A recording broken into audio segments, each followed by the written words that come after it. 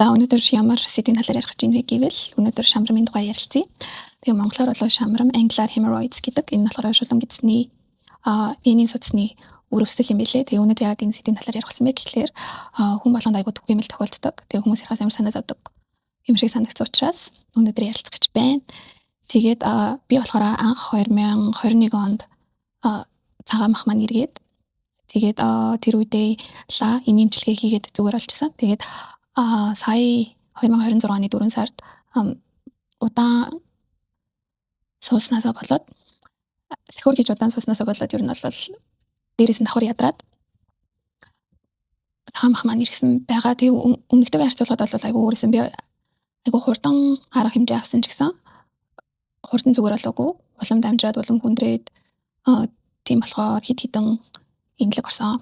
Зөвхөн тодорхой насны хүмүүс тусдаг хүчин биш, ямар ч насны хүмүүс тусаж болно. Тэгээд ялангуяа амьдралын хэм маягаас шалтгаалаад энэ хүчнийг тусах магадлал айгүй ихтэй юм билээ. Жишээлбэл айгүй сууга ажил хийдэг ч юм уу, нойлд удаан суудаг хүн, хөтгөн хаталт ихтэй хүн ч юм уу те, эсвэл жирэмсэн ээжүүд маань бас айгүй их тусдаг юм билээ. За тэгээд анхны шинж тэмдгүүд нь болохоор ямар хөө байх вэ гэхээр надад төрсэн мэдрэмж нь болохоор ингээд 0 сухаар айгүй тэр хэсэг нөгөө даралт мэдэгдэх юм уу, pressureтэй байгаадсан. Тэгээд яг ингээ хүн дээр бийцэх байгаа юм шиг мэдрэмж төрөө тэгсэн мөрчлөөсөө хүн дээр бийцэхгүйгүй баг зэрэг анусны хэсгээр өвдөх тиймэрхүү мэдрэмж төрж ийсэн. Тэгээд тэр үедээ ерөөсөө тоогоогүй тэгэл байжсэн шамартай болсон. Тэгээд сүүл рүүгээ болохоор ингээд удаан сухаар амар өвдөд сүүл рүү суухад айгүй хүндрэлтэй болж эхэлсэн. Тэгээд миний кейс дээр болохоор ерөөсөө цус гараагүй. Тэгээд миний hemorrhoids болохоор холимог буюу дотор болон гадна гэж явдیں۔ Тэгээ би бол хид хідэн худалдаж авсан. Тэгээ тэднэрийгээ эдлэе гэж бодлоо. За хамгийн ихнийх нь болохоор би дөнгөж нөгөө нэг шулуун гидсэндээ pressure мэддэр чиглэнгүүтээ яг миний ингээ цаамах гарах гэдэг гэж мэдэнгүүтээ би Flebodia гэдэг юм авсан. Энэ юм нь болохоор шамрамыг алга болохгүй ч гэсэн венийн судасыг дэмжиж одоо ингээ бэхжүүлж өгдөг юм билээ. Тэгээ тийм болохоор одоо болтол юу нууж байгаа. Одоо бараг 3 дахь 7 хоногт овж байгаа. Тэгээд энэ болохоор венийн судасны үйл ажиллагааг дэмжиж хавдар өрөвсөл хүнд оргих мэдрэмжийг арилгадаг гэсэн. Тэгээ энийг болохоор би анх 2021 онд цагаан мах эрэхтэй хэрэглээд надад аягүй сайн үйлчилж байсан. Одоо болохоор нөгөө зэрэглэл нь арай хүндэрсэн байгаа болохоор яг хурдан идэхгүй байнал гэж би бодоод байгаа. Одоо юу ч гэсэн 3-7 хоног болж байна.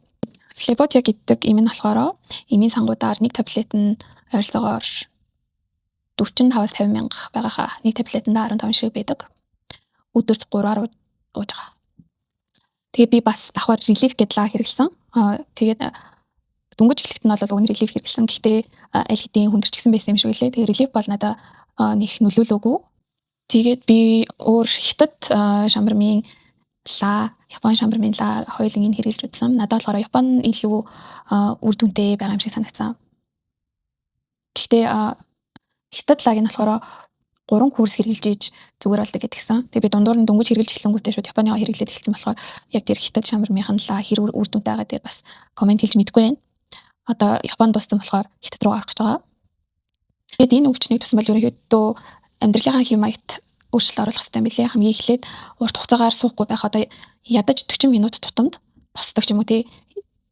Одоо тий арийнхаа хэсэгт pressure өгөхгүй байхын тулд даралт өгөхгүй байхын тулд аль болох босох хөдөлгөөн хийх хэрэгтэй юм байлээ. Тэгээд хөтгөн хатгаас бас айгүй сайн сэргийлэх хэрэгтэй. Тэхийн тулд эслэг ихтэй хоол идэх хэрэгтэй, усан уух хэрэгтэй. Өдөрт хүн 25-аас 30 г эслэг авч хэрэгтэй гинэ. Тэгээд хөтгөн хатдаг хүмүүс болохоор нэг 10-аас 15 г эслэг хэрэгтэй юм байна л да. Тэгээд ариун цэврийн өрөөнд орохдоо утас орлох байх хэрэгтэй. 0-5-аас дээшгүй минут суух хэрэгтэй гэсэн.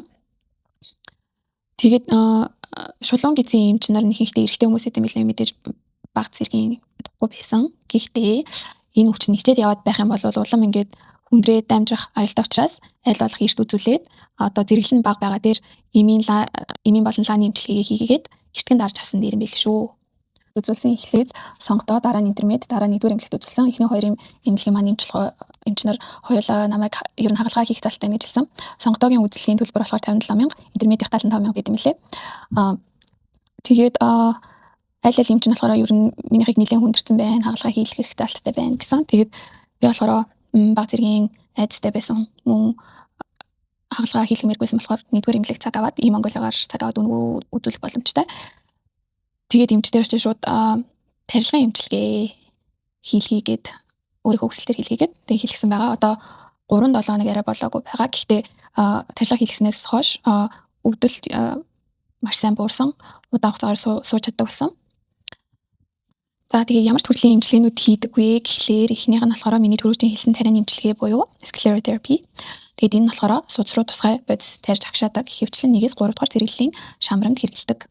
Өвдөлт багтай гэсэн гэхдээ минийх бол нэлээд өвдсөн. Эсвэл би жоохон өвдөлтөнд төсвөр муутай байж магадгүй. Тэгээд дахих магадлал нь харьцангуй өндөр гэсэн. Гэхдээ миний бодлоор өөрөө одоо ингээд амьдралынхаа хэм маягт сайн өөрчлөлт оруулаад дахиас нь сэргийлж чадах юм бол таhiхгүй байхаа гэж айгу найдаад байгаа.